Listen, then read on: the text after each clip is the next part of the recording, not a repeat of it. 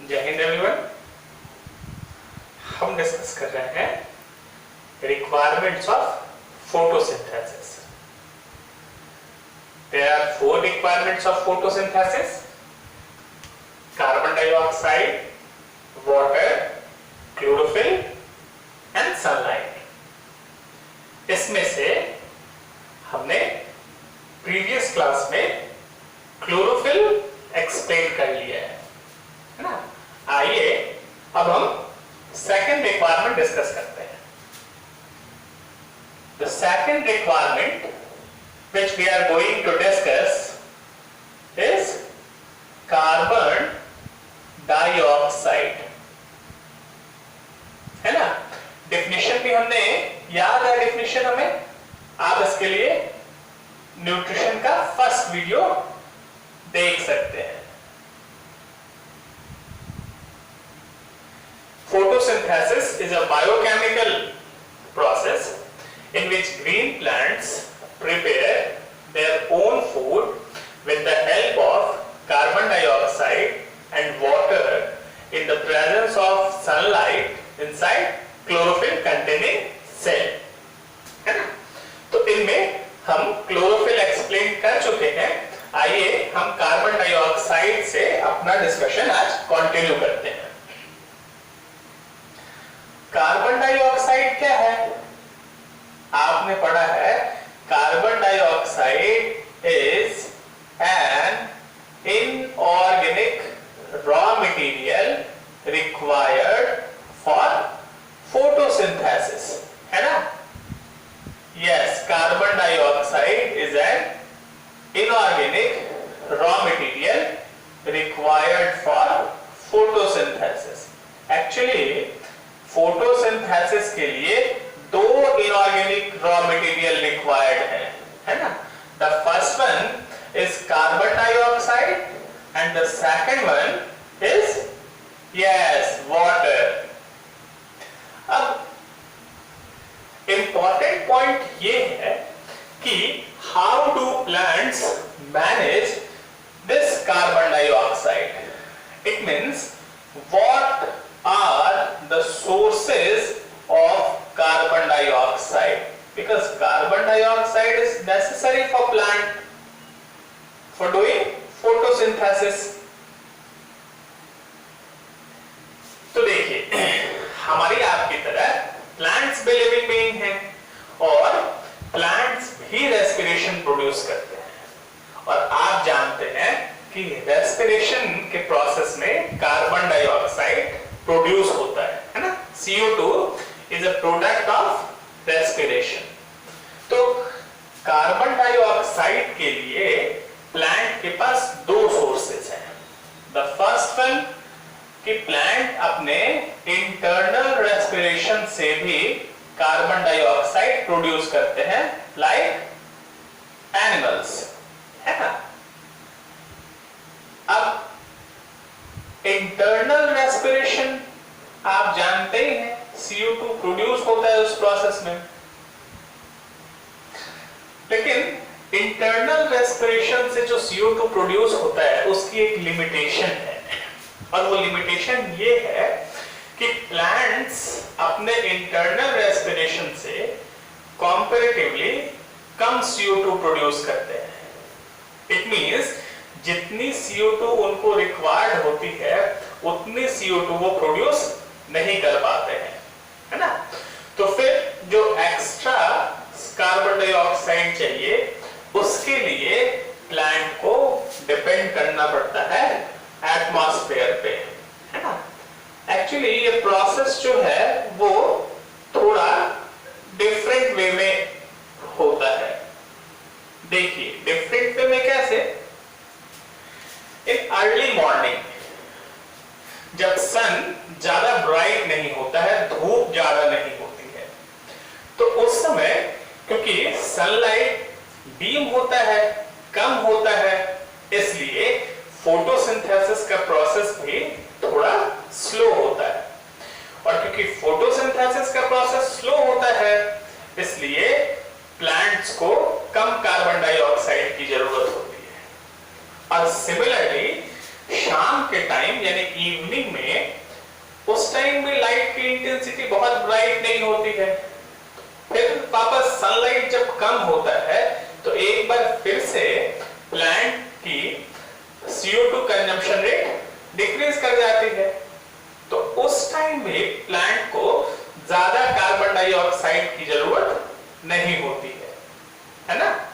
यानी कि सुबह और शाम जब लाइट की इंटेंसिटी कम हो तो फोटोसिंथेसिस का रेट भी स्लो होता है, और उस टाइम फोटोसिंथेसिस के लिए कम कार्बन डाइऑक्साइड की जरूरत होती है। इसलिए उस समय प्लांट अपने इंटरनल रेस्पिरेशन से जितना CO2 प्रोड्यूस करते हैं वो उनके फोटोसिंथेसिस के लिए सफिशिएंट होता है ना।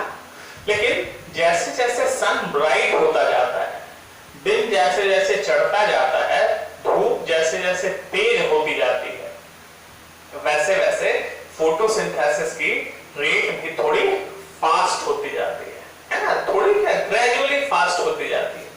और तब प्लांट्स को ज्यादा कार्बन डाइऑक्साइड चाहिए होता है।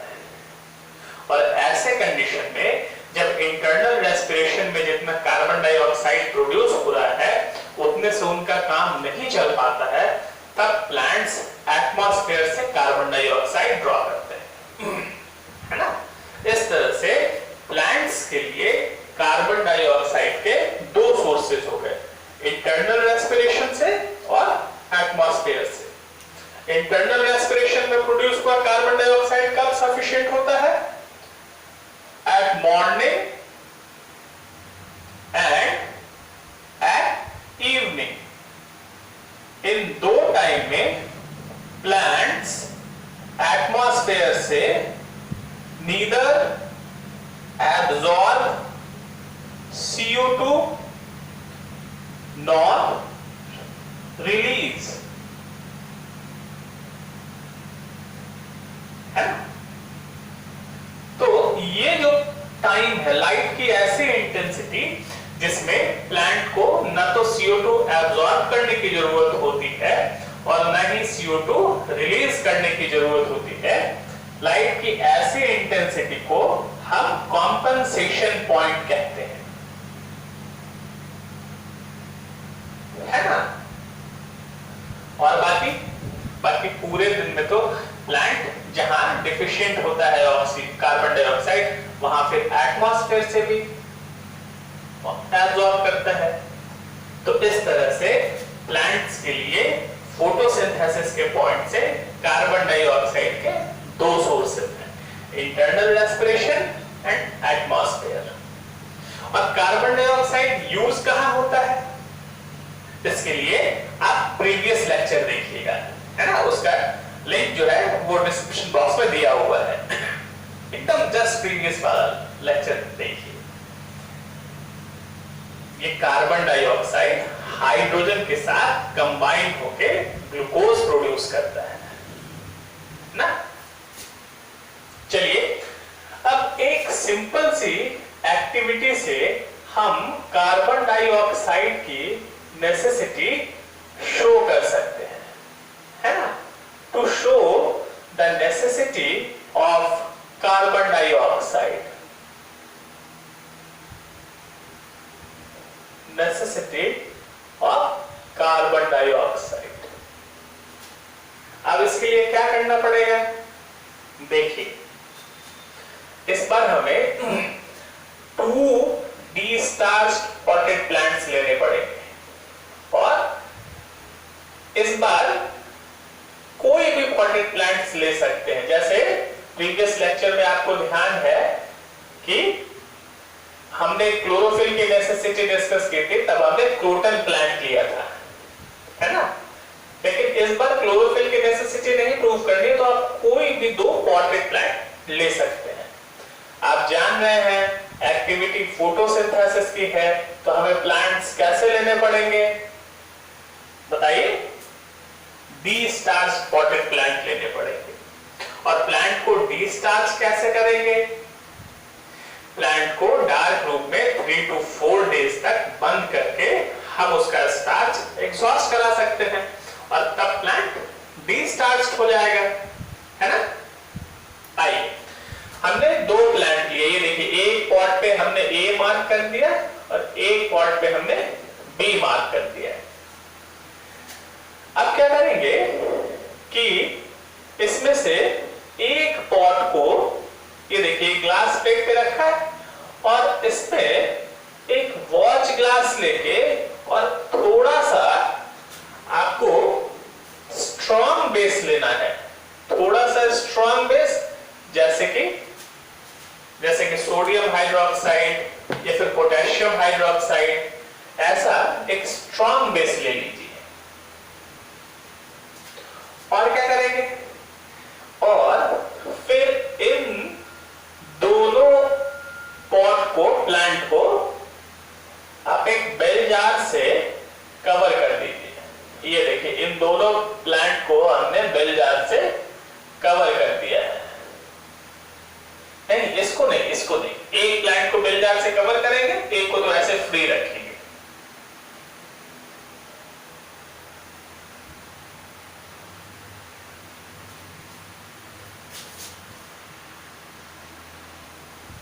क्या सुधांशु? हाँ, दोनों को कवर करेंगे, ठीक है, याद है, सही बात है। दोनों बेल जार को हम क्या करेंगे, कवर कर देंगे। सॉरी, दोनों प्लांट को हम बेल जार से कवर कर देंगे। बस एक प्लांट पे हमने क्या किया है कि वॉच ग्लास में थोड़ा सा स्ट्रॉन्ग बेस, फॉर एग्जांपल आप NaOH ले सकते हैं या फिर आप पोटेशियम हाइड्रोक्साइड भी ले सकते हैं, है ना। अब क्या करेंगे, अब इसको ब्राइट सन में 3-4 घंटे तक रख दीजिए, ठीक है। लेकिन इसके पहले एक काम आपको करना पड़ेगा और वो ये है कि ये जो बेल जार से आपने कवर किया है ना, तो इसको, इस अरेंजमेंट को एयर टाइट करने के लिए आप इसको सील कर दीजिए वैसलीन से, है ना। या फिर आप अगर घर पे ये एक्टिविटी परफॉर्म कर रहे हैं तो वैसलीन भी यूज कर सकते हैं, या फिर आप गार्डन सॉइल, है ना, क्ले, तो आप क्ले को भी ऐसे मतलब मिक्स करके पानी के साथ और उसको साइड से लगा के सील कर सकते हैं। या फिर नहीं हो तो जब माँ रोटी बना रही हो तो आटा जो होता है ना, गूथा हुआ आटा, उसका भी लेके और उससे भी साइड से सील कर सकते हैं। बस इस अरेंजमेंट को क्या करना है कि एयर टाइट कर देना है ना। अब इसको आप रखिए ब्राइट सन में 3 to 4 आवर्स तक, 3 to 4 आवर्स तक। अब इसके बाद क्या करना है कि एक लीफ प्लांट ए से प्लग कर लीजिए, ये प्लांट ए का लीफ है, और फिर क्या कीजिए, एक लीफ प्लांट बी से प्लग कर लीजिए, ठीक है। और इन दोनों पर आयोडीन टेस्ट कीजिए। आयोडीन टेस्ट तो आप जानते हैं, क्या बताइए? हाँ, फ्यू ड्रॉप्स ऑफ आयोडीन्स इन दोनों पर पोर कीजिए। अब आप ऑब्जर्व कीजिए, क्या देखेंगे? देखिए, ये जो प्लांट ए है, इसका जो लीफ है वो स्टेन नहीं होगा। इसका मतलब ये है कि आयोडीन सॉल्यूशन जब इस पे पोर करेंगे तो इसके कलर में कोई चेंज नहीं आएगा। लेकिन जो लीफ बी है, जो लीफ बी है, जो कि प्लांट बी से ऑब्टेन किया है, इसका लीफ जो है वो स्टेन हो जाएगा।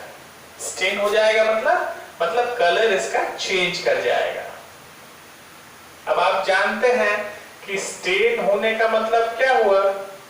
स्टेन हो रहा है, इसका मतलब कि ये लीफ जो है वहां स्टार्च है और ये स्टेन नहीं हुआ, इट मींस यहां स्टार्च नहीं है। क्योंकि आप जानते हैं ना कि स्टार्च जो है वो आयोडीन सॉल्यूशन के साथ ब्लू ब्लैक कलर डेवलप करता है ना। आइए, अब अगर स्टार्च यहां नहीं है, इट मींस ग्लूकोज भी नहीं होगा, क्योंकि ग्लूकोज ही तो स्टोर्ड होकर स्टार्च बनाता है ना। और यहां स्टार्च है, इट मींस यहां ग्लूकोज भी होगा। अब आप बताइए, अगर ग्लूकोज है इट मींस फोटोसिंथेसिस यहां हुआ, और यहां ग्लूकोज नहीं है, इट मींस फोटोसिंथेसिस नहीं हुआ, है ना। अब आप समझिए कि इस प्लांट में और इस प्लांट में क्या डिफरेंस है। तब आप इसको ऑब्जर्व करेंगे कि इन दोनों में बाकी सारे कंडीशंस तो सेम है, इसमें सिर्फ एक डिफरेंस ये है कि इस प्लांट में हमने NaOH या KOH प्रोवाइड कराया है, और ये जो स्ट्रॉन्ग बेस है इसकी प्रॉपर्टी है कि ये कार्बन डाइऑक्साइड को एब्जॉर्ब कर लेता है ना। तो जब इन दोनों को हमने बेल जार से कवर किया तो इसमें जितना एयर ट्रैप है उसके कार्बन डाइऑक्साइड को इस NaOH ने एब्जॉर्ब कर लिया, तो फिर इसके सराउंडिंग में तो कार्बन डाइऑक्साइड बचा ही नहीं, है ना। जबकि इसके सराउंडिंग में जो एयर है वहां कार्बन डाइऑक्साइड भी प्रेजेंट है ना। तो in this way we easily conclude that carbon dioxide is essential. Carbon dioxide is essential for photosynthesis. है ना। आइए नेक्स्ट क्लास में हम एक और रिक्वायरमेंट डिस्कस करेंगे। टिल देन जय हिंद एवरीवन, थैंक यू। एक चीज देखिए छूट गया था, है ना। ये जो एक्टिविटी बताया है इसी को देखिए स्टेप वाइज नोट भी कर दिया है ना। तो आप इसको नोट कर लीजिएगा। ये मेन क्वेश्चन में भी आ सकता है, और आप अगर इसको इस तरह से प्रिपेयर कर लेंगे तो ये आपके प्रैक्टिकल का भी एक क्वेश्चन हो गया, है ना। सिमिलर वे में जब आप प्रैक्टिकल कॉपी प्रिपेयर करते हैं फाइनल एग्जामिनेशंस के लिए, तब आप एक एक्टिविटी इसको भी इंक्लूड कर सकते हैं। तो एक एक्टिविटी इसके पहले क्लोरोफिल के बताया ये, है ना। चलिए आप इसको नोट कर लीजिए, फिर मिलते हैं नेक्स्ट क्लास में एक नए रिक्वायरमेंट के साथ। जय हिंद, थैंक यू।